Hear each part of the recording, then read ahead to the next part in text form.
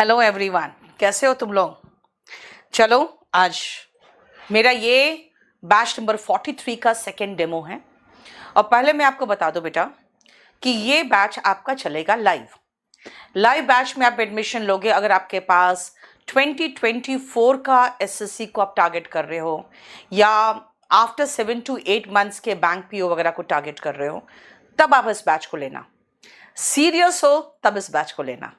आपको कोई भी भारत का एग्जाम देना है जो ऑब्जेक्टिव एग्जाम है, और किसी भी एग्जाम की बात करूं मैं, चाहे वो अग्निवीर से लेकर एसएससी सीजीएल मेंस तक हो, उसमें bank PO, TGT, PGT, DSSB, CDS, NDA सब कुछ आ जाता है। एसएससी के सारे एग्जाम्स, चाहे वो जीडी हो, एमटीएस हो, सीपीओ हो, सीजीएल हो, सीएचएसएल हो, स्टेनोग्राफर हो, हर तरह के एग्जाम में जो भी ऑब्जेक्टिव एग्जाम है उसके लिए बेटा मेरा इंग्लिश खाली लोगे तो आपका मंडे, वेंसडे, फ्राइडे क्लास चलेगा 6 से 7:30। अभी तो फिलहाल डेमो चल रहा है, इसीलिए आपका 1 घंटा चल रहा है। इसके बाद अगर आप पूरा कंप्लीट बैच लोगे तो बेटा अगर खाली इंग्लिश ले रहे हो तो आपका 2,500 पड़ रहा है। अगर इसके साथ आप पूरा कंप्लीट बैच ले लो, जिसको हम कहेंगे आपका कॉम्बो बैच, ये बैच नंबर 41, उसमें आपको GS, maths, reasoning, English, GS में सारे सब्जेक्ट इंक्लूडिंग कंप्यूटर, इसको चला दो जरा, इंक्लूडिंग कंप्यूटर अगर आपको करना है तो आप कंप्लीट बैच ले लोगे तो आपको सिर्फ 1000 एक्स्ट्रा पे करना है। जिन लोगों ने इंग्लिश ले रखा है, अगर वो कहेंगे तो वो 1000 एक्स्ट्रा पे करके अपना आगे भी कंटिन्यू कर सकते हैं। कोर्स ड्यूरेशन बेटा करीबन 8 महीना तो चल ही जाता है, ठीक है। बाकी इसमें अगर मैं कराऊंगी तो आपको ग्रामर कराऊंगी, इंग्लिश में वोकैबुलरी, कॉम्प्रिहेंशन, सेंटेंस अरेंजमेंट का ट्रिक्स बताऊंगी। उसके बाद पैसेजेस जिसको कॉम्प्रिहेंशन कहते हो उसका ट्रिक्स बताऊंगी। यानी सब कुछ मिला के सब कुछ करा देंगे, तो याद रखना। लेकिन पीओ वाले बच्चे बेटा आप ये बैच लेना। पीओ वालों को मैं इसलिए ये बैच कह रही हूँ कि बेटा इसमें तो पूरा तो कंप्लीट मैं कराऊंगी आपको, लेकिन प्रवीण सर आपको पीओ के क्वेश्चन पेपर्स प्रैक्टिस कराएंगे, वो इम्पॉर्टेंट है, ठीक है। क्योंकि अच्छा कुछ बच्चे होते हैं जो कहते हैं हमें लाइव भी चाहिए, हमें वीओडी भी चाहिए, तो आप ये ले लेना। इसमें लाइव भी होगा, 43 हो जाएगा ये लाइव, 42 क्यों लगाए हुए हैं उसको, 43 लाइव हो जाएगा, 32 हो जाएगा आपका वीओडी, और इंग्लिश प्रैक्टिस सेट हो जाएगा, ठीक है। और जो बच्चे एकदम बिल्कुल मूर्ख है बेटा, आप लोग सबसे पहले जाके स्पोकन सही करो। इसका स्पोकन का तो लगा दिए होते, ठीक है। स्पोकन सही करो, क्योंकि spoken learn English in 60 days वाला जो वीओडी है, पहले उसको कर लोगे ना, आपको बहुत क्लैरिटी हो जाएगा। चलो, आप कह रहे हो आप ऑनलाइन नहीं ऑफलाइन, बेटा ऑफलाइन आना है तो आपको मुखर्जी नगर आओगे तो मुझसे पढ़ पाओगे, क्योंकि मैं दूसरे सेंटर्स में नहीं जाती हूँ। नहीं बेटा गौतम, वोकैबुलरी की बुक बहुत मोटी है, इतनी मोटी किताब अगर आप कहोगे मैं पूरा वोकैबुलरी में पढ़ा चुकी हूँ, तो नहीं है। वोकैबुलरी के बैच में ये वोकैब का बुक नहीं है, क्योंकि इतनी मोटी किताब में नहीं पढ़ा सकती, ठीक है। चलो आजा, अब मैं चलती हूँ जो मैं उस दिन आपको पढ़ा रही थी, और आपको मैंने कुछ बेसिक कॉन्सेप्ट्स बताए थे, याद होगा। मैंने आपको capital letter and small letter बताया था। मैंने आपको बताया था कि जो पार्ट्स ऑफ स्पीच है, 9 पार्ट्स ऑफ स्पीच, और उसका कुछ बेसिक कॉन्सेप्ट बताया था। आज मैं आपको लेकर चलती हूं कि अगर मैं इसके आगे की बात करूं तो आप सबसे पहला चैप्टर जो पढ़ोगे वो टेंस पढ़ते हो सबसे पहला, और उस चैप्टर में जब आप जाते हो तो बेटा आपको सेंटेंस का स्ट्रक्चर आना चाहिए। तो हम सीधा, मैंने आपको सेंटेंस के स्ट्रक्चर की बात की थी। मैंने कहा था sentence is a group of words, शब्दों का वो समूह जिसका अर्थ होता है, that gives a meaning, that gives a real sense, है ना। तो सेंटेंस में हम आते हैं सब्जेक्ट पे और एक वर्ब पे। पहले तो मैं आपको कहूं कि शब्दों का समूह को ज्यादा मत लो, अब सब्जेक्ट और वर्ब को ले लो। जैसे अगर आपको मैं कहूं कि मैं आपको पढ़ाती हूं, और अगर वर्ब की बात करूं तो पढ़ाती हूं। अगर आप कहोगे भाई यहाँ पे टीचर्स टीच, और मैं कहूंगी भाई आई टीच। तो आप एक चीज देखो, करने वाला जो करता था, करता, करता मतलब करने वाला, करने वाला ये जो करता है बेटा उसको सब्जेक्ट कहते हैं, और ये जो सब्जेक्ट करता है उस करने की क्रिया को हम वर्ब कहते हैं। करने वाला सब्जेक्ट करता है, और कर्ता जो है वो उसको हम क्रिया कहते हैं, वर्ब कहते हैं। याद रखना बेटा, जब हम कर्ता की बात करते हैं तो याद रखना हिंदी में इसको हम कहते हैं कर्ता, और इसी को इंग्लिश में कहते हैं सब्जेक्ट। और वर्ब का मतलब होता है वही क्रिया, वही अवस्था की बात हम कर रहे हैं। जो वर्ब आपको मैं कहूंगी अब कि बेटा आपको याद करना पड़ेगा। कैसे, ध्यान से सुनना। दीपक, अगर फ्लिपकार्ट में ले सकते हो तो सिर्फ डेकोमार्ट से, और किसी से मत लेना। फ्लिपकार्ट में सारे चोर भरे हुए हैं वहां पे, और फ्लिपकार्ट भी इस चोरी को प्रमोट करता है। फ्लिपकार्ट भी इंडिया में बहुत धड़ल्ले से इंडिया में कॉपीराइट का वायलेशन होता है, जिसमें सारे बड़े कंपनी शामिल है इंक्लूडिंग फ्लिपकार्ट। इसीलिए फ्लिपकार्ट पर मैं केस करने जा रही थी, तब तक उन लोगों ने बातचीत शुरू किया। अब वो बातचीत करना फिर बंद कर चुके हैं। तो वो बेसिकली क्या है ना, जितने भी चोर उचक्के हैं वो जो कहते हैं ना रिबॉक नहीं रिबुक ही सही, तो रिबुक भी बेच रहे हैं रिबॉक के नाम पर। तो वैसे ही वो फर्जी किताबें भी बेचते हैं। अगर आप फ्लिपकार्ट पे खरीदोगे तो सिर्फ डेकोमार्ट से खरीदना, ठीक है। आ जाओ, सुनो ध्यान से। अब आप पूछोगे मैम सब्जेक्ट क्या है, मैं कहूँ कि करता। बोलोगे भाई करता क्या है, तो जैसे मैं कहूँ अच्छा टीच, पढ़ाना, कौन पढ़ाता है कौन पढ़ाता है, कौन का जवाब होता है सब्जेक्ट। यानी सब्जेक्ट जब आप पूछोगे तो कहोगे भाई कौन पढ़ाता है, मैं कहूंगी आई टीच, टीचर्स टीच। यानी कि करने वाला जो करता है बेटा, सेंटेंस की शुरुआत वहीं से होगी।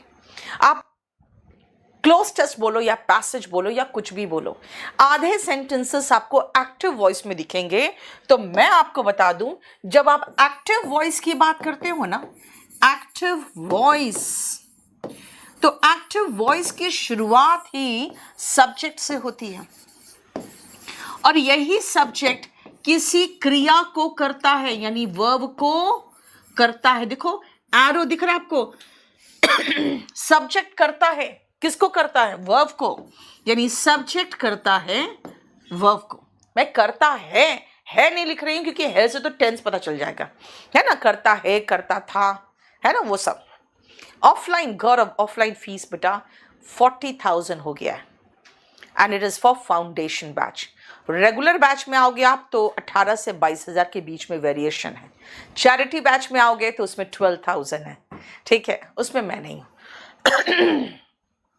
चलो ध्यान से सुनना, सब्जेक्ट करता है किसको, वर्ब को। अब आती हूं फिर से वापस बेटा, अगर मैं कहूं टीचर्स टीच, तो आप पूछ सकते हो क्या पढ़ाते हो। अगर मैं कहूं आई टीच, बोलोगे क्या, इंग्लिश। टीचर्स टीच किसको, स्टूडेंट्स। अब ये स्टूडेंट्स, या मैं कहूं आई टीच इंग्लिश, तो एक बात बताओ, अगर मैं कहूं कि सब्जेक्ट कौन है, भाई कौन का ही तो जवाब सब्जेक्ट है। सब्जेक्ट करता है, करता था, करता है, करता होगा, यानी सब्जेक्ट डज या डिड, जो भी लगाना चाहते हो, है ना। क्या, वर्ब। वर्ब के बाद आप पूछते हो भाई क्या, क्या पढ़ाते हो, किसको पढ़ाते हो। आपने ये पूछा किसको, मैंने कहा स्टूडेंट्स। आपने पूछा क्या पढ़ाते हो, मैंने कहा इंग्लिश। यानी बेटा यही तो ऑब्जेक्ट है, यही तो ऑब्जेक्ट है। किसको, यानी whom and what। whom का मतलब हो गया बेटा किसको, किसको, और what का मतलब हो गया क्या।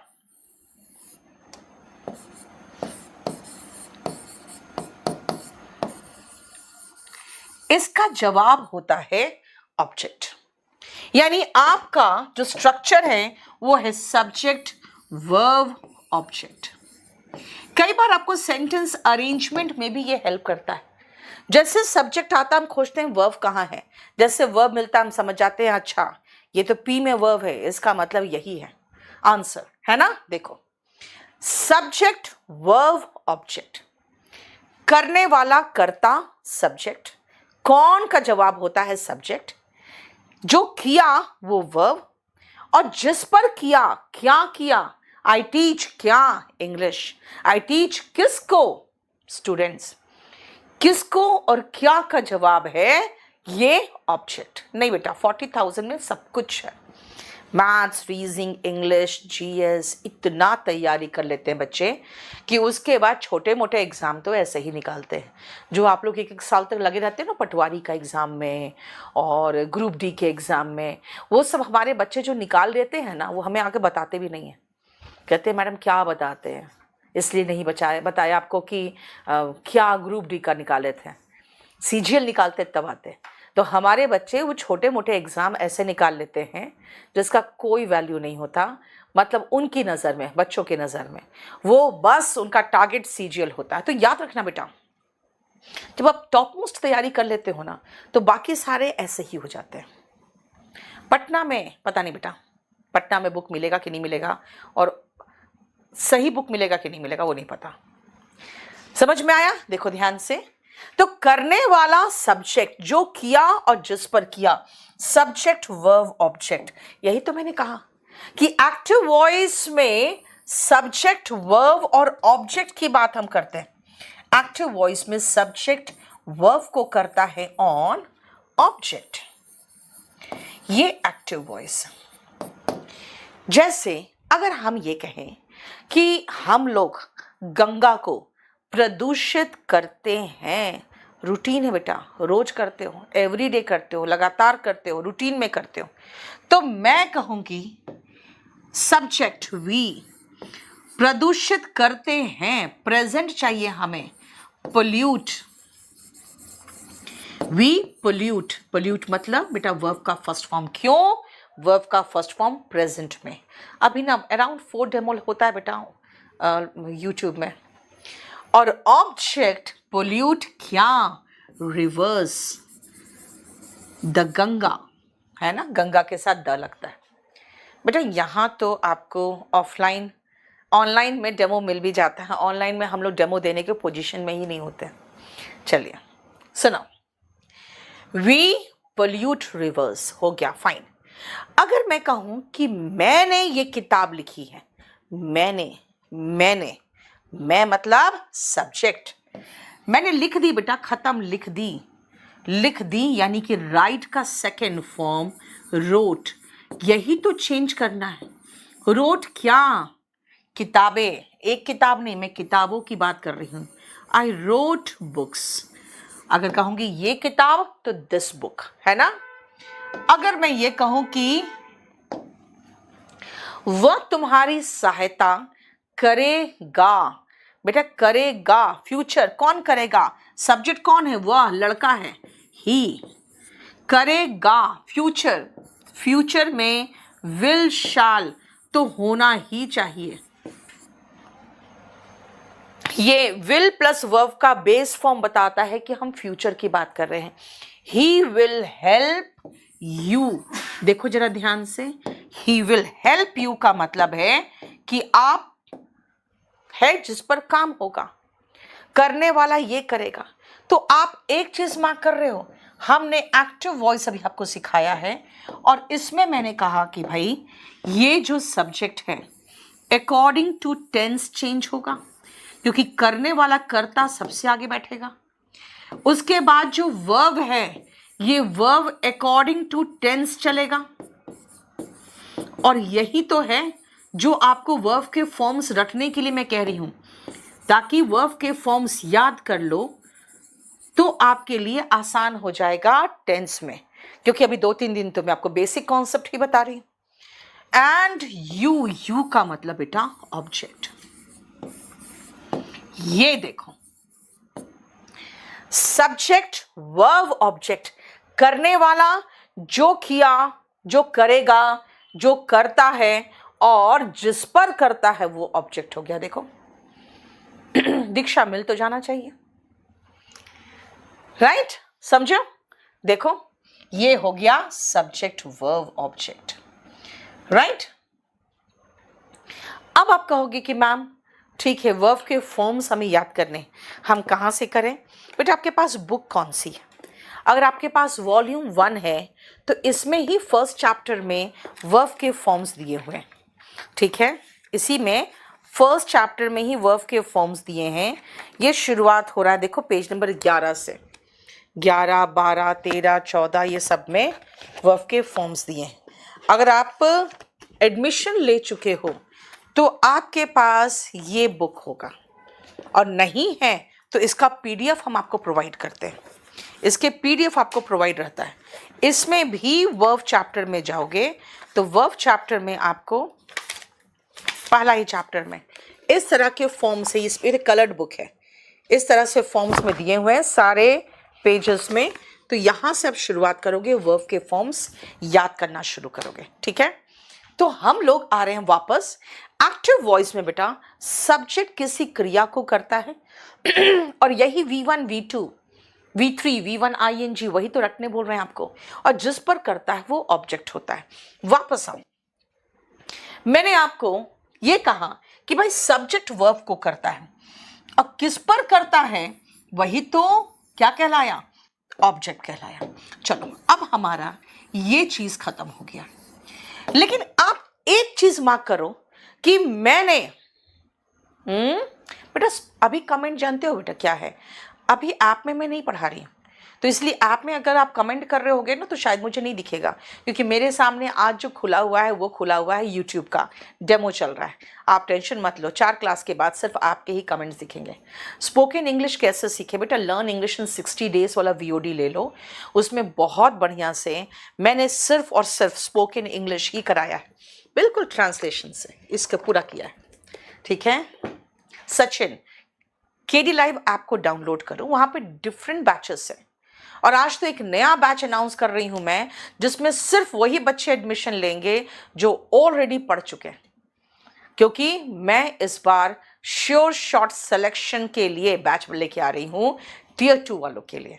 तो वो आज रात में मैं अनाउंस करूंगी। चलिए ये देख लिया आपने। अब सुनो, ये मैंने कहा कि भाई सब्जेक्ट कौन है? टीचर्स। आप कहोगे मैम टीचर्स कौन है? मैं कहूंगी पता है, जो पढ़ाते हैं ना उसको नाम दिया गया है सब्जेक्ट, पढ़ाने वाले को नाम दिया गया है सब्जेक्ट। और अगर मैं टीचर्स के बदले में अपने को खाली कह दूं आई, तो मैं कौन हूं? मैं प्रोनाउन हूं।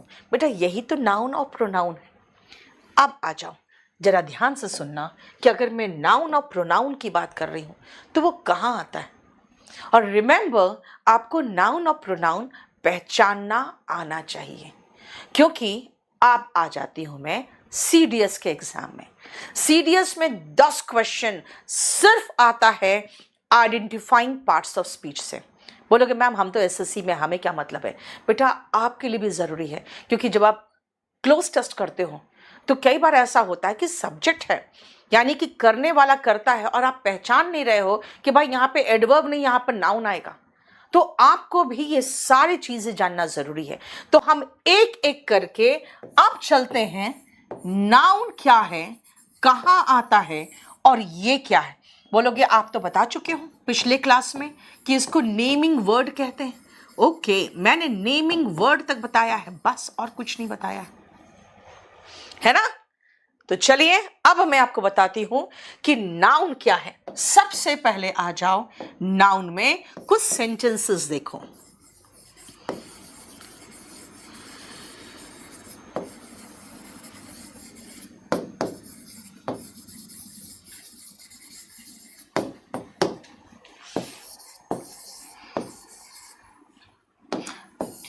आपको लिखने की जरूरत नहीं है, सब PDF आपको मिल जाएगा। लिखना चाहते हो तो एक एक लाइन छोड़ के लिखना।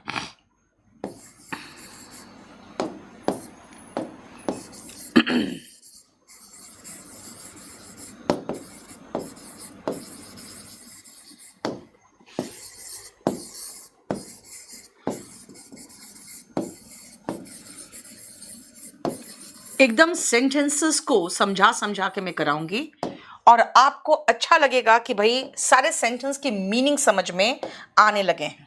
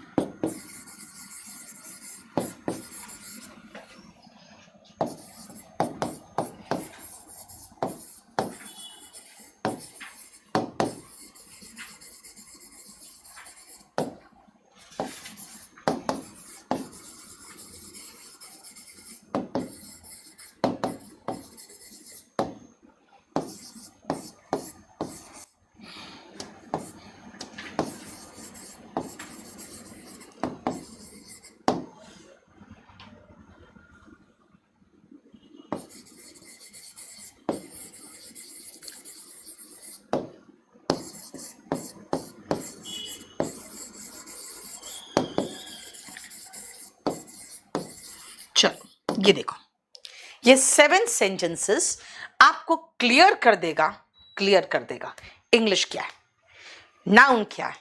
और बेटा मैं इसीलिए आपको कह रही हूं कि ये सब कुछ इंपॉर्टेंट है, क्योंकि जब मैं टेंस में उतरूंगी ना तो मैं कभी कहूंगी ये देखो नाउन है, ये एडजेक्टिव है, ये देखो वर्ब है ना, यहाँ पे एडवर्ब आएगा, आप कहोगे मैम ये एडवर्ब क्या है, ये एडजेक्टिव क्या है, तो मैं उसको थोड़ा सा बेसिक कॉन्सेप्ट बता दूं तो सारा क्लियर हो जाएगा, है ना। चलिए देखिए ध्यान से, सबसे पहले आ जाओ, टीचर्स टीच स्टूडेंट्स। बेटा ये सब्जेक्ट है, करने वाला कर्ता को हम सब्जेक्ट कह रहे थे, ये वर्ब है और स्टूडेंट्स ऑब्जेक्ट है। अब सुनो, और मैंने सबसे पहले आपको क्या कहा था, नाउन क्या है, नेमिंग वर्ड, नाम बताने वाले शब्द को नाउन कहते हैं। और अगर मैं कहूं पढ़ाने वाले को नाम दिया गया है टीचर, अब पढ़ने वाले को नाम दिया गया है स्टूडेंट, तो पढ़ाने वाला टीचर, पढ़ने वाला स्टूडेंट, इसका मतलब नाउन है।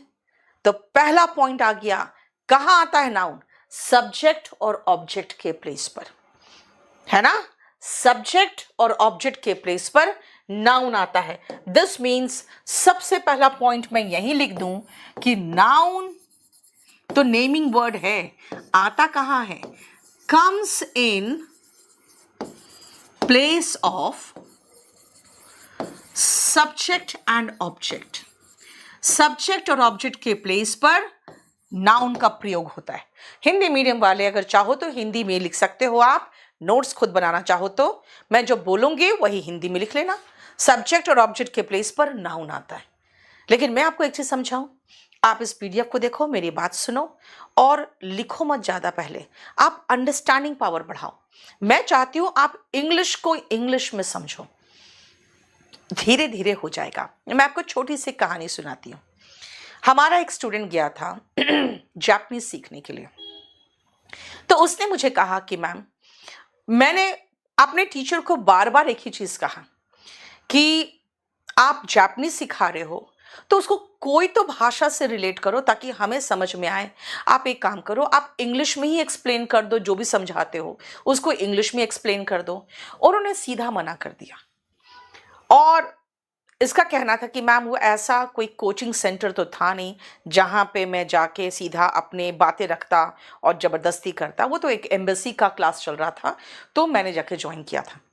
तो टीचर ने सीधा मना कर दिया। उसने कहा बहुत इरिटेशन होता था, कुछ समझ में आता नहीं था, और वो सब कुछ बताती थी और सब कुछ एक्सप्लेन करती थी, बहुत अच्छा पिक्टोरियल रिप्रेजेंटेशन से साथ एक्सप्लेन करती थी, लेकिन हिंदी इंग्लिश कुछ भी यूज़ नहीं करती थी। तो इसने कहा कि मैम कुछ दिन तक मुझे बहुत इरिटेशन हुआ, लेकिन बाद में समझ में आ गया कि बुक को, वो अपनी भाषा में बताया कि बुक को जापानीज़ में ये कहते हैं, उसके बाद खोलने को जापानीज़ में ये कहते हैं, कॉपी को जापानीज़ में ये कहते हैं। तो उसने कहा कि मैम बाद में क्या हुआ ना कि हम लोग वो वर्ड पकड़ने लगे। अच्छा, बुक बोल का जो जापानीज वर्ड है उसने जैसे बोला तो बुक निकालते थे, फिर वो जैसे कॉपी तो हम समझ गए थे ये वर्ड का मतलब कॉपी होता है, जैसे वो बोलती थी वैसे हम वो निकालते थे। तो बस खाली वो वर्ड पकड़ने लगे। फिर धीरे धीरे महसूस होने लगा, अच्छा ये कह रही है कि अपनी कॉपी निकालो, अपनी बुक निकालो। और फिर बोला उसने धीरे धीरे मैम जो वो बोलती थी धीरे धीरे समझ में आने लगा। और हमें लगता है उन्होंने उसको जो इंग्लिश या हिंदी में हमें एक्सप्लेन नहीं किया, ज़्यादा अच्छा हुआ, क्योंकि उसके बाद हम ज़्यादा अटेंशन के साथ सुनते थे, क्योंकि हमें वो वर्ड पकड़ना पड़ता था कि क्या बोलना चाहती हो। इंग्लिश भी यही चीज़ है बेटा। मैं जब क्लास में कोशिश करती हूँ कि इंग्लिश में बच्चों को बताना चाहूँ तो करीबन 10-15 लड़के आ जाते हैं, नहीं मैम आप हिंदी में बताइए, अच्छे समझ में आता है। अगेन देखो हम लोग क्या कर रहे हैं, हम लोग आपके अकॉर्डिंग चलना चाहते हैं, क्योंकि हमें आपसे ही हमारे जो भी हम लोग काम कर रहे हैं आपसे सब कुछ मिल रहा है। लेकिन सही मायने में देखा जाए तो अगर इंग्लिश को इंग्लिश में समझोगे ना तो ज़्यादा अच्छा होगा। इसीलिए मैंने एक जो चैनल बनाया है ना, spoken English by Neetu Singh, आप उस चैनल को ज्वाइन कर लो टेलीग्राम पे। वहाँ पे मैं स्टोरीज वगैरह शेयर करती हूँ। तो कुछ कुछ अपने लिटरेचर के बारे में, अपने धर्म के बारे में भी आपको नॉलेज होता जाएगा। और जब आप रीडिंग करोगे ना तो आपकी इंग्लिश भी अच्छी होती जाएगी। उसमें बहुत बढ़िया बढ़िया स्टोरीज है, चाहे इंग्लिश लिटरेचर का हो चाहे अपने ग्रंथों का हो।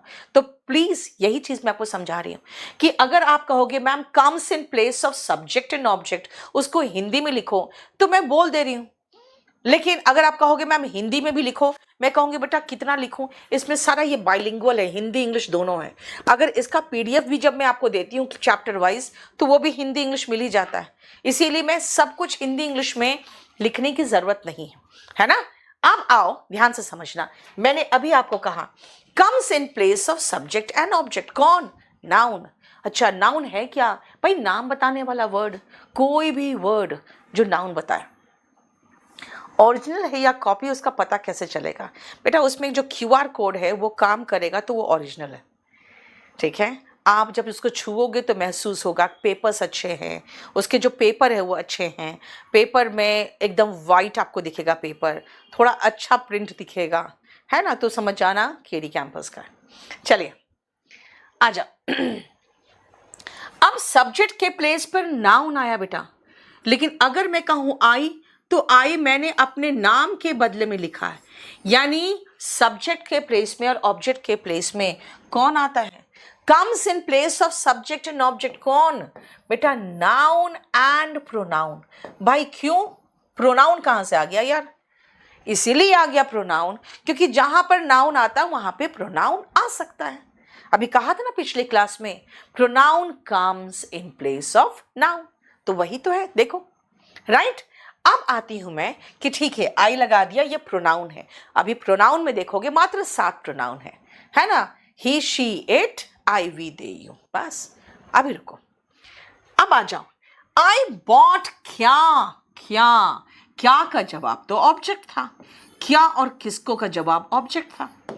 अब ऑब्जेक्ट के प्लेस पे ये क्या है? बोलो कि नाउन है। क्यों? क्योंकि जो भी ऐसी चीज है इसको नाम दिया गया है किताब, इंग्लिश में कहा गया है बुक, है ना। तो बुक क्या है? नाउन है। नाउन के पहले आर्टिकल ए आ रहा है यार, इसको हम आर्टिकल कहते हैं। अब नेक्स्ट पॉइंट ध्यान से सुनना, नेक्स्ट पॉइंट ध्यान से बेटा। आर्टिकल के बाद नाउन आता है। अगर आर्टिकल आया तो उसके बाद नाउन होगा ही होगा। Article is followed by a noun, article is followed by a noun. And what is article? बेटा आर्टिकल में आप ए पढ़ोगे, एन पढ़ोगे, और एक और आर्टिकल होता है डेफिनेट आर्टिकल द। आर्टिकल 2 प्रकार के हैं, ए एन पहले में, द दूसरे में, ठीक है। Sparrow Studio, only 4 demo classes are conducted on YouTube, after that it will shift to app, okay. चलो नेक्स्ट आओ वापस। I am fond of music, of बेटा प्रेपोजिशन है। प्रेपोजिशन के बाद म्यूजिक क्या है? म्यूजिक भाई जिसको बजाते हैं, जो सुनने में अच्छा लगता है कान को, उसका नाम है music. I understand, I like, I love, क्या ऑब्जेक्ट के रूप में म्यूजिक। तो मैंने यहां कहा आई am fond of music, preposition के बाद क्या आता है? प्रेपोजिशन के बाद भी नाउन आता है, लेकिन याद रखना आप प्रेपोजिशन इज फॉलोड, प्रेपोजिशन के बाद क्या आता है? बाय नाउन, प्रोनाउन, और तीसरा एक और लिखना, जेरेंड। अब ये जेरेंड क्या है बाद में बताऊंगी मैं। पहले मैंने क्या कहा? प्रेपोजिशन है, ओके। प्रेपोजिशन के बाद क्या आएगा? नाउन। नाउन नहीं हुआ तो कोई बात नहीं, नाउन की जगह पे प्रोनाउन भी तो आता है, लेकिन बेटा आर्टिकल के बाद प्रोनाउन नहीं आता, हर जगह नहीं होता। हर जगह पे मेरे जगह, अगर मान लो मैं कहूँगी अच्छा ठीक है मेरे जगह पे मेरा स्टाफ आ जाएगा, तो क्या वो हर जगह मुझे रिप्रेजेंट कर लेगा? नहीं ना। तो वही तो, कुछ जगह प्रोनाउन नहीं जा सकता, जैसे आर्टिकल के बाद प्रोनाउन नहीं आता, सिर्फ नाउन आता। लेकिन प्रेपोजिशन कहता है भाई नाउन नहीं है तो कोई बात नहीं, प्रोनाउन लगा दो। नाउन और प्रोनाउन दोनों नहीं है तो जेरेंड है, उसी को डाल दो। फिर जेरेंड क्या है? तो वो जेरेंड वर्ब का आईएनजी फॉर्म होता है, वो बाद में बताएंगे। चलो वापस देखो। अब अगर मैं कहूं कि भाई यहां पे वर्ब कहां है, बेटा ये वर्ब है ड्रिंकिंग। लो, जेरेंड का नाम लिए, जेरेंड आ गया, ये है जेरेंड। आप कहोगे मैम अभी तो आपने कहा था भाई ये सब्जेक्ट है, जिसके बारे में बात हो रही है, जिसके लिए सब वर्ब आ रहा है वो तो सब्जेक्ट है। कोई बात नहीं, मैं कहाँ मना कर रही हूँ सब्जेक्ट नहीं है। बेटा सब्जेक्ट के प्लेस पर नाउन आया था, सब्जेक्ट के ही प्लेस पर प्रोनाउन आया था, तो सब्जेक्ट के ही प्लेस पर जेरेंड आएगा। यस आ गया। तो व्हाट इज जेरेंड? बेटा gerund is V1 ing। Okay, होता क्या है? V1 ing तो है, होता क्या है? ये नाउन होता है, वर्क्स एज नाउन। ये होता तो है नाउन का काम करने वाला, लेकिन वर्ब का ing फॉर्म है। काम क्या करता है? नाउन का। फॉर्म क्या है? V1 ing, वर्ब का ing फॉर्म। ओके, फिर काम किस चीज का करता है? बेटा नाउन का काम करता है। V1 ing जो नाउन का काम करता है, तो फिर नाउन है तो कहां कहां आ सकता है? लगा लो सब्जेक्ट के प्लेस पे, ऑब्जेक्ट के प्लेस पर। I prohibit smoking, subject verb object, smoking object के प्लेस पे आ गया। यहां मैं कह रही हूं कि शराब पीना, ड्रिंकिंग, स्मोकिंग नहीं ड्रिंकिंग, हेल्थ के लिए, आपकी सेहत के लिए नुकसानदेह है, तो सब्जेक्ट के प्लेस पे जेरेंड लगा दिया। जेरेंड क्या है? ऑफ कोर्स अगर सब्जेक्ट के प्लेस पर आया है तो नाउन या प्रोनाउन होगा। आप कहोगे मैम प्रोनाउन कैसे हो गया? प्रोनाउन तो आपको खाली कहा आपने he, she, it, I, we, they, you, बस। तो बाकी तो बच गया क्या? तो बाकी तो बच गया नाउन, राइट? अरे बाबा फिर से बारिश शुरू हो गई क्या?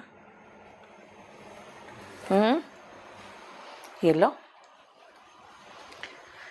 दिल्ली में बारिश रुक ही नहीं रही है क्या? अभी 2-3 दिन से बारिश नहीं हो रही थी, हमें लगा भाई सब पानी सब खत्म, अभी फिर से बारिश शुरू हुई है, देखना तो। चलो आजा सुनो।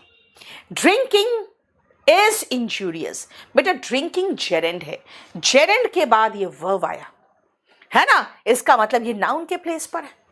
नेक्स्ट आओ, टू अर्न हिज ह्यूमन। भाई ये फिर से वर्ब था, ये फिर से सब्जेक्ट था, सब्जेक्ट के प्लेस पे नाउन लगाना था, प्रोनाउन लगाना था, ये क्या लगाया? टू प्लस अर क्या होता है?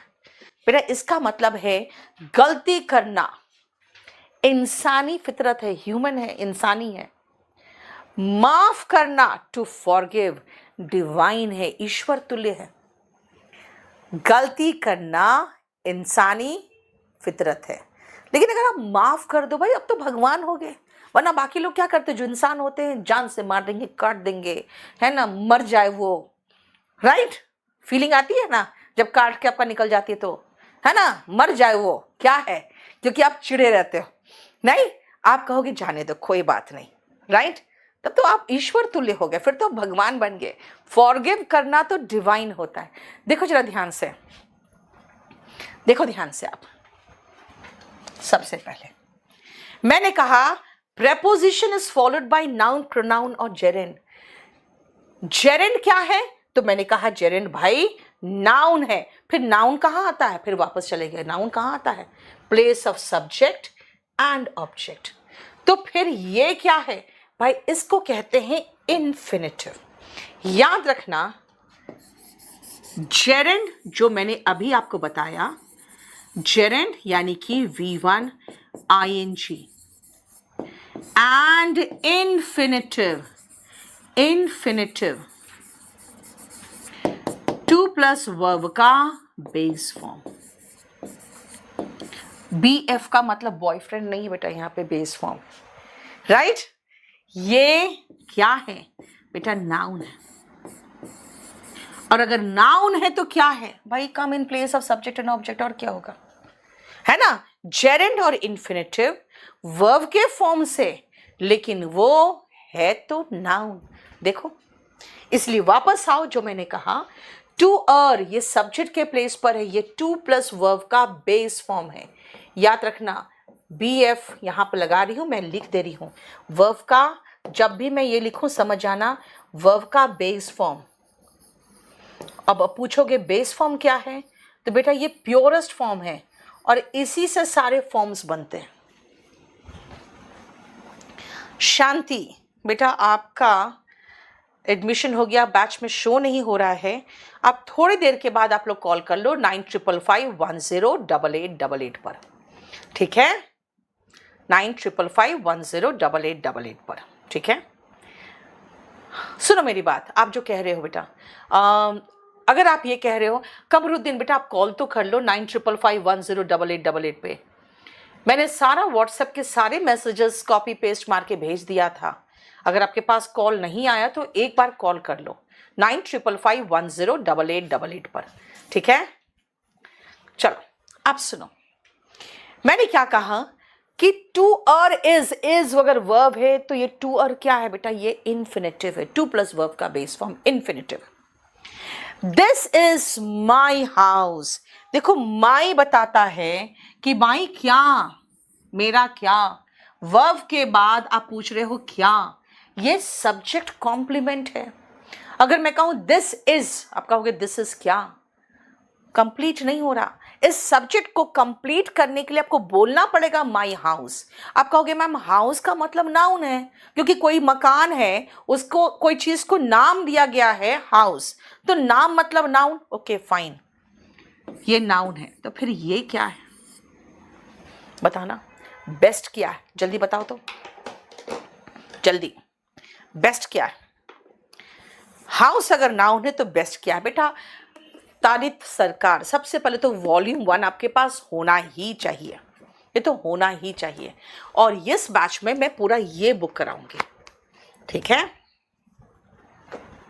जल्दी, क्या है बेस्ट, कौन सा पार्ट ऑफ स्पीच है, जल्दी बताना। रमन कह रहा है नाउन, बोलो, रमन ने नाउन कहा है। बेस्ट क्या है, वर्ब है। स्केतर कह रहा है वर्ब। स्पोकन की बुक ऑर्डर करने के लिए बेटा केडी पब्लिकेशन से ऑर्डर करो। आदित्य ने कहा है एडजेक्टिव, स्नाइपर मैन ने कहा है डिग्री, हाँ सुपरलेटिव डिग्री हो जाता है ना। सुनो बेटा ध्यान से, मैंने जानबूझकर कहा कि एक बात बताओ, माई के बाद मैंने नाउन लगाया, तो यहाँ माई के बाद एडजेक्टिव कैसे आएगा बेटा, ये नाउन है। अब कहोगे मैम हम तो सुपरलेटिव डिग्री ऑफ एडजेक्टिव में पढ़े हैं, हम तो इंग्लिश मीडियम से हैं, गुड बेटर बेस्ट में पढ़े हैं। बेटा गुड बेटर बेस्ट में पढ़े होगे एसके क्रिएशन, लेकिन जब वो माई के बाद आएगा, इसका मतलब ध्यान से सुनो, मैंने क्या कहा, जब वो माई के बाद में आएगा, यानी आप याद रखना my, his, her, your, their, ठीक है। उसके बाद मैं कहूंगी this book, this, that, these, those, इसमें हम एटसेट्रा लगाते चले जा रहे हैं, क्योंकि इसके और भी है ना, अगर आर भी हो जाएगा, ओन भी हो जाएगा। फिर मैं कहूंगी one book, I have one book, 1 2 3 4, बेटा इन सब के बाद नाउन आता है। अब आप कहोगे ये क्या पढ़ा रहे हो आप, आई हैव सेवरल, क्या several, I have several books, I have many books, I have no book, I have much work, I have a few friends, ये सारे बेटे ये जो भी है ना, अगर इसको पूरा कंप्लीट लिस्ट देखना है तो आप देख लो डेटरमिनर चैप्टर में जाके। डेटरमिनर के अंदर तो आर्टिकल भी आता है। डेटरमिनर कहता है भाई मेरे बाद एक नाउन होगा, विदाउट नाउन मेरा कोई मीनिंग ही नहीं निकलता है। ऐसा कैसे? सुनो, ऐसा कैसे, ऐसा कैसे मैं आपको समझाती हूं। सबसे पहले इसी सेंटेंस में देखो, अगर मैं कहूं this is my, this is my, बोलोगे दिस इज माई क्या? ये मेरा क्या? I have many, I have many क्या? I did much, I did much क्या? I did much work. Okay, अब समझ में आया। दिस इज माई हाउस, अच्छा अब समझ में आया। आई हैव अ क्या? I have a pen. Okay, अब समझ में आया।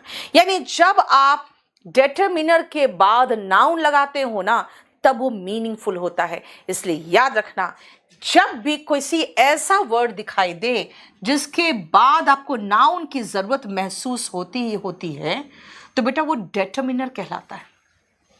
ठीक है? और ये डेटरमिनर चैप्टर अलग है, इसलिए अगर अभी आप परेशान मत होना। नाउन अलग है, प्रेपोजिशन, जेरेंड, आर्टिकल, ये सारे चैप्टर्स, इन्फिनेटिव, डेटरमिनर, ये सब अलग अलग है। अभी हम सिर्फ आपको बेसिक कॉन्सेप्ट बताएं कि भाई नाउन क्या है। नेमिंग वर्ड कहाँ आता है? सब्जेक्ट ऑब्जेक्ट के प्लेस पर। ओके, और कहाँ आता है? आर्टिकल के बाद और प्रेपोजिशन के बाद।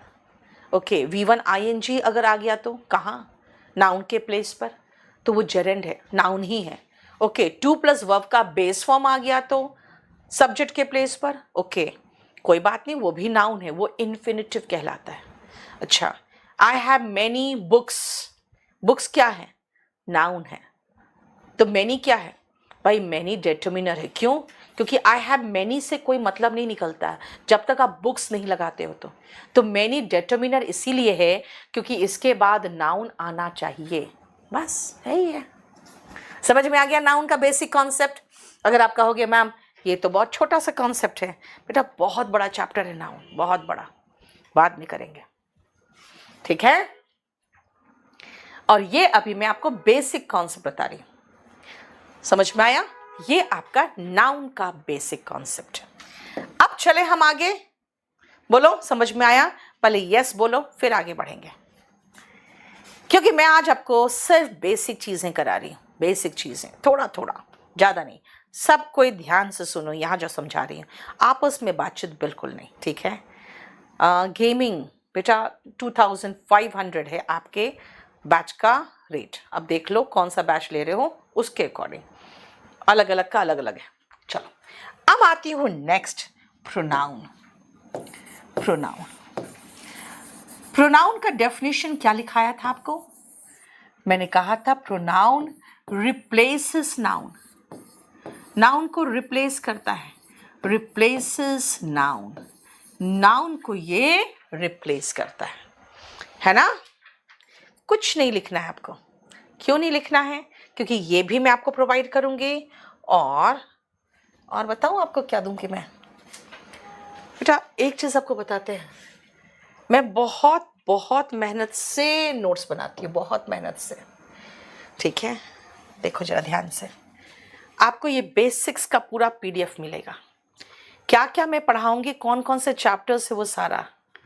ठीक है? और डाल चुके हैं, देखो capital letter, small letter. Capital letter कहाँ यूज होता है, पिछले क्लास में बताया था मैंने। आज मैं आपको एक्टिव वॉइस, मैंने बेसिक कॉन्सेप्ट बताया एक्टिव वॉइस का। देखो यही एक्टिव वॉइस पूरा है। ठीक है? अभी पैसिव वॉइस नहीं बताया, इसलिए ये वाला स्ट्रक्चर नहीं बताया आपको। पार्ट्स ऑफ स्पीच का बेसिक कॉन्सेप्ट उस दिन बताया था आपको, और आज मैं आपको नाउन का बेसिक कॉन्सेप्ट दे रही हूं। तो नहीं करना, कुछ नहीं लिखना है। PDF डेस्कटॉप पे नहीं आया है, देख लो जरा ध्यान से उसका क्या है। मनी मैटर बेटा, हम स्पोकन का अब मैं कोई न्यू बैच नहीं ला रही हूँ, अब उसी बैच को इम्प्रूव करते रहते हैं। जो बैच चल रहा है ना, जो आपका लर्न इंग्लिश इन 60 डेज, उसी को इम्प्रूव करते हैं, उसमें एक और चैप्टर डालूंगी मैं।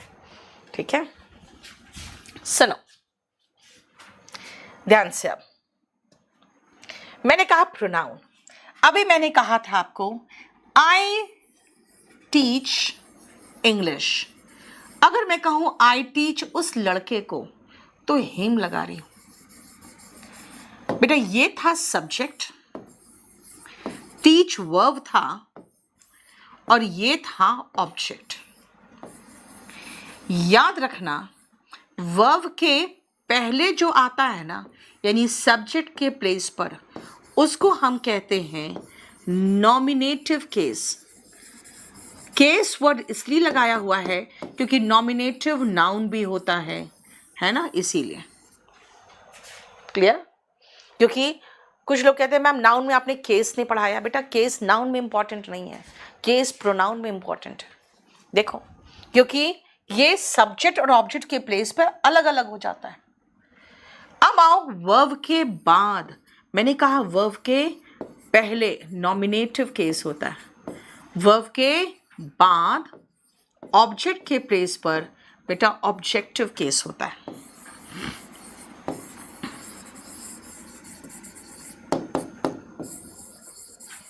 ऑब्जेक्टिव केस होता है, ये ध्यान दीजिए।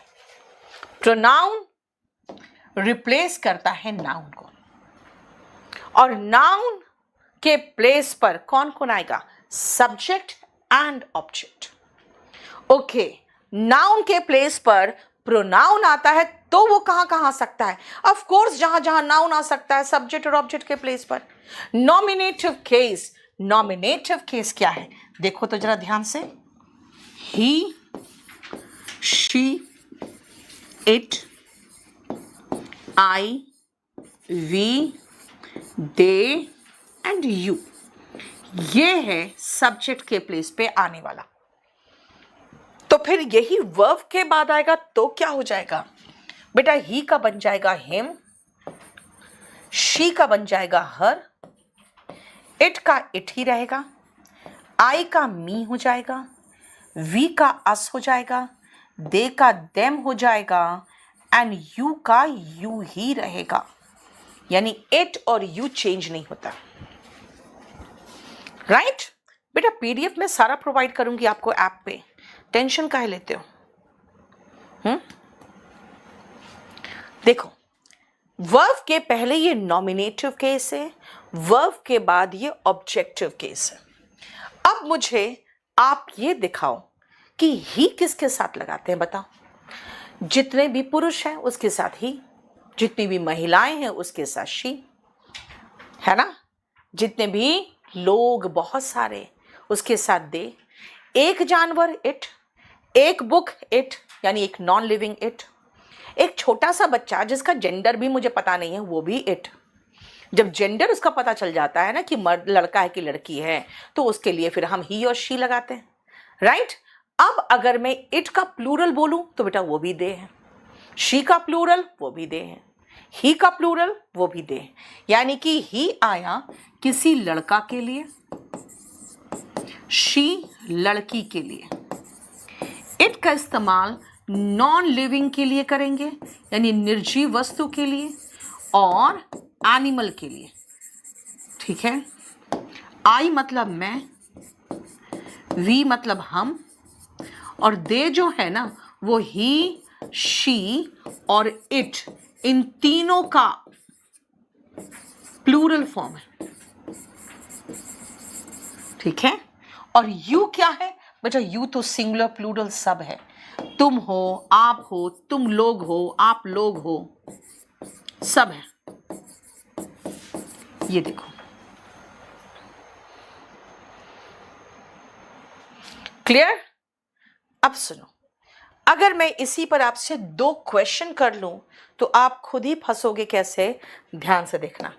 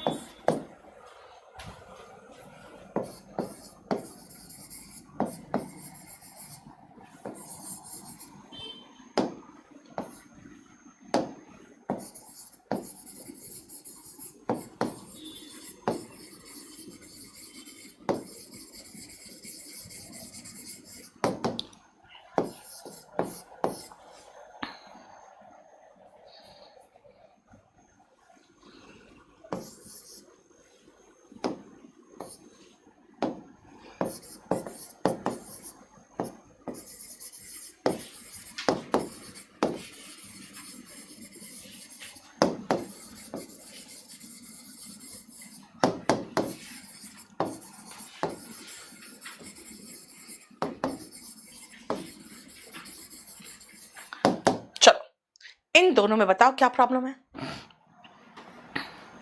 आप लोग सोनू, ज्ञानपद, ये सब बातें बंद करो यहाँ पे, ठीक है। आप लोग अपने बीच में बातें बंद करो। चलो जल्दी बताओ।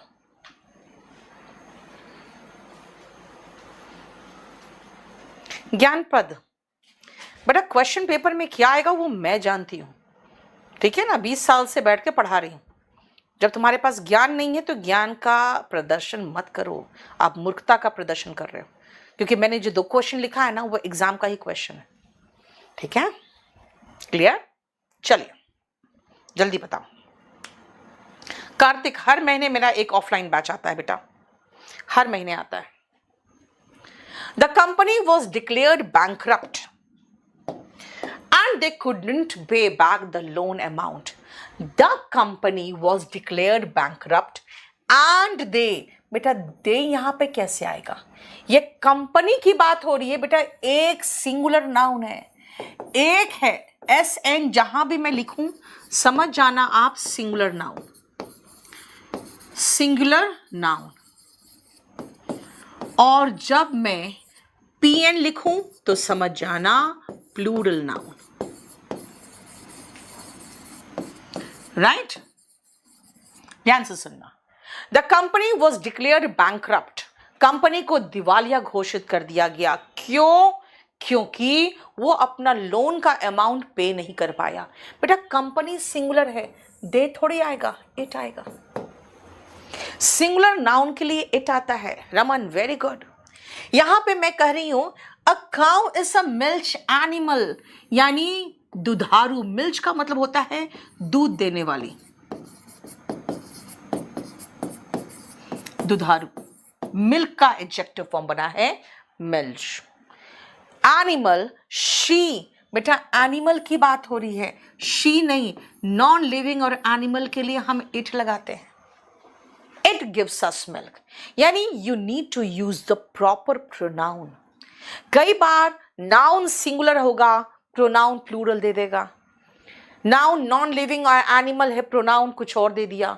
तो बेटा आपको इस्तेमाल सही करना है, सही नाउन एंड के लिए जो नाउन दिया है उसके लिए सही प्रोनाउन। अब देखो एक और एग्जाम्पल, नॉमिनेटिव केस और ऑब्जेक्टिव केस के हिसाब से मैं क्वेश्चन दूंगी और इसको समझना।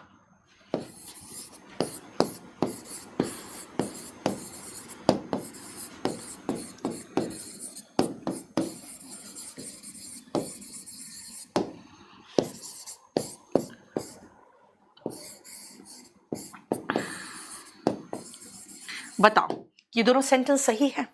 ही is better than me and it is मी। देखो तो दोनों सेंटेंस सही है। जल्दी से फटाफट, मैं आपको सिर्फ बेसिक कॉन्सेप्ट बता रही हूं, देखो ध्यान से। ही is better than me and it is मी।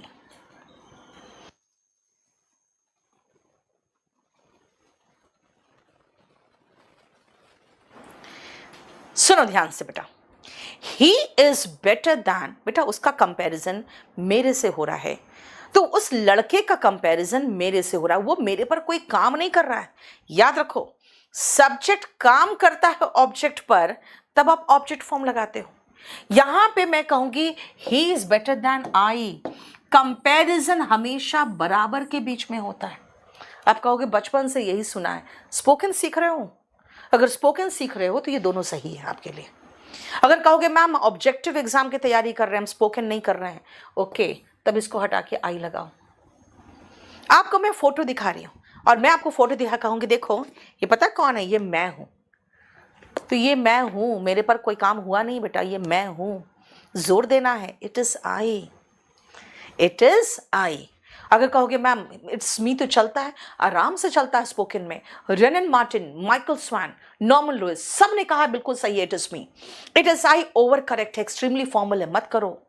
लेकिन हमें कहाँ पढ़ रहे हैं हम, इंडिया में, और एग्जाम कौन सा देना है हमें भाई, एग्जाम देना है यहाँ के कमीशंस के, चाहे वो पीओ का हो, चाहे एसएससी का हो, किसी भी कमीशन का एग्जाम। वो बोलता है इट इज मी, गलत है, क्योंकि इट कोई सब्जेक्ट किसी वर्ब इज को किसी मी पर नहीं किया है, ये मैं हूं, ये बोल रही हूं, तो इट इज आई होगा। समझ में आया? यानी ये दोनों स्पोकन के हिसाब से बिल्कुल सही लिखा था। लेकिन जब आप कंपैरिजन कर रहे हो बेटा, तो सब्जेक्ट को सब्जेक्ट से कंपेयर करो। यानी कंपैरिजन बेटा ही का शी से होगा, ही का कंपैरिजन हर से नहीं होगा, इट का कंपैरिजन मी से नहीं होगा, इट का कंपैरिजन आई से होगा, वी का कंपैरिजन ही से होगा, वी का कंपैरिजन हिम से नहीं हो सकता। कंपैरिजन बिटवीन इक्वल्स, बराबर के बीच में कंपैरिजन होता है। जैसे आपके पापा शादी भी कराते हैं बराबर के बीच में, है ना, कहते भाई अपने जात की होनी चाहिए, अपने धर्म की होनी चाहिए, अपने लेवल की होनी चाहिए, बहुत पैसे वाली मत ले आना, नहीं तो नखरे दिखाएगी। यानी वो कंपैरिजन करते हैं बिटवीन इक्वल्स। तो इसी को तो कहते हैं पैरेललिज्म। एक चैप्टर है पैरेललिज्म, वो हम बाद में करेंगे। पैरेललिज्म भी याद रखना एक चैप्टर है। तो ये जो मैं आपको समझा रही हूं, मैं ये कह रही हूं बेटा प्रोनाउन किसके लिए क्या आता है, he she it I we they you. देख लिया आपने किसके लिए आता है। सब्जेक्ट के पहले तो इनका प्रयोग होता है, सब्जेक्ट के वर्ब के बाद, वर्ब के पहले तो सब्जेक्ट के प्लेस पे he she it I we they you, और अगर वर्ब के बाद का इस्तेमाल करोगे तो him her it me us them और यू होगा। लेकिन हर जगह पे ये चक्कर मत चलाना कि भाई देखो मैम आपने कहा था वर्ब के बाद तो मी लगा दिया, ठीक है, ये वर्ब के बाद भी तो मी होना चाहिए। नहीं बेटा, यहाँ पे मैं कह रही हूँ वह मुझसे बेहतर है, कंपैरिजन कर रही हूँ, तो सब्जेक्ट का कंपैरिजन सब्जेक्ट से करूंगी। और ये मैं हूँ बेटा, मैं कोई ऑब्जेक्ट थोड़ी हूँ, ठीक है। प्रोनाउन एंड नाउन का बेसिक कॉन्सेप्ट मैंने आपको बताया। याद रखना ये सब चीजें आपको बिल्कुल हाथ का लिखा हुआ भी पूरा कंप्लीट मिल जाएगा। लेकिन अगर आप कहोगे कि भाई अगर कि कैसे करना है तैयारी, तो बेटा मैं आपको तैयारी के लिए एक चीज बता दूं आपको,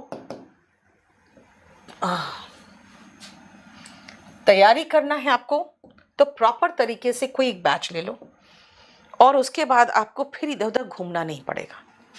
अगर आप कहोगे कि नहीं भाई हमारे पास पैसे नहीं हैं, तो आपको हमारे इसी चैनल पे इंग्लिश बाय नीतू मैम में गोल्डन रूल्स में मैंने बहुत कुछ बेसिक चीज़ें करा दी है। अगर आप कहोगे मुझे कुछ नहीं आता, एकदम गोल हूँ, तो बेटा लर्न इंग्लिश इन 60 डेज वाला कर लेना, बैच ले लेना। पहले आप 60 डेज यानी 60 VODs में वहाँ पे बहुत अच्छे से आपका कॉन्सेप्ट क्लियर हो जाएगा, और मैं उसमें ट्रांसलेशन करा के एक पूरा स्पोकन का बुक ही पढ़ा देती हूँ आपको अच्छे से। इसके पीछे बहुत सारे जो डेली यूज़ के वोकैब है वो है, तो वो भी याद करते रहोगे। उसके बाद अगर आप कहोगे कि भाई अगर मैं इंग्लिश ले रहा हूं तो कितना पड़ेगा, बेटा 2500 पड़ेगा। अगर आप इंग्लिश के साथ साथ सब कुछ ले लोगे तो आपको सिर्फ 3500 में सब कुछ मिल जाएगा। Reasoning, maths, English, GS, computer, सब कुछ मिल जाता है उसमें। और ये याद रखना आपको बैच नंबर 41 लोगे जो लेटेस्ट है। और अगर आप कहोगे नहीं मेरे पास उतना समय नहीं है, तो ठीक है, आप उतना समय नहीं है तो आप VOD ले लो 32 वाला, वो अलग से भी है। कहोगे नहीं मुझे लाइव भी पढ़ना है, तो ये ले लो जिसमें आपको प्रैक्टिस सेट भी मिल जाएगा, आराम से सब कुछ मिल जाएगा, ठीक है। याद रखना हम लोग DSSB का भी बैच शुरू कर चुके हैं बेटा, बहुत बढ़िया बैच शुरू किए हैं, सिर्फ इसके लिए अलग से टीचर है, कंप्लीट सेट ऑफ टीचर्स बिल्कुल अलग है। और उसमें इंग्लिश, मेरा भी इंग्लिश है जिसमें मैं आपको लाइव टेस्ट पेपर्स कराती हूँ और वीडियो कोर्स भी इसमें मेरा मौजूद है, ठीक है। आप जो मैं डेमो करा रही हूँ आज, ये बैच नंबर 43 का डेमो है। तो मेरी मुलाकात आपसे होगी ट्यूसडे, थर्सडे और सैटरडे को। आज सैटरडे है, तो अब आपकी मुलाकात मेरे से ट्यूसडे को होगी। उसका थर्ड डेमो होगा, फिर ये पूरा कंप्लीट चले जाएगा किसमें, ऐप में। वो कैप की शीट ऐप पर सब डल चुकी है पुष्पिंदर, जितने पुराने बैचेस उसमें और जितने भी नए बैचेस है उसमें सब में आपको मैं PDF A4 साइज में प्रोवाइड कर दूंगी। ठीक है। सुहानी, सिर्फ कंप्यूटर की क्लासेस कितनी, मैंने कहा ना बेटा, KD लाइव ऐप को डाउनलोड करो और उसको पूरा अच्छे से आप देखो, आपको सब कुछ वहाँ मिल जाएगा। ठीक है। और मेरी कोशिश यही है बेटा कि मैं अच्छे से अच्छा तैयारी कराऊँ आपको। हाँ, स्पोकन की क्लास बहुत दिनों से नहीं ले पा रही हूँ क्योंकि अभी CTET का भी क्लास हो जा रहा है, DSSB का भी हो जा रहा है। रात में मुझे टेस्ट पेपर्स भी कराना पड़ रहा है अभी, क्योंकि एग्ज़ाम आ चुके हैं, है ना। 13 तारीख से एग्ज़ाम शुरू हो गया, तो इसीलिए थोड़ा सा सब कुछ मिलजुल के हो गया। मैं कोशिश करूँगी कि आपको प्रॉपर तरीके से स्पोकन भी कराना शुरू कर दूँगी। चलिए, thank you so much. Next class में आपको मुलाकात मैं करूँगी ट्यूसडे को। ठीक है, तब तक के लिए अपना ख्याल रखिए। Thank you so much.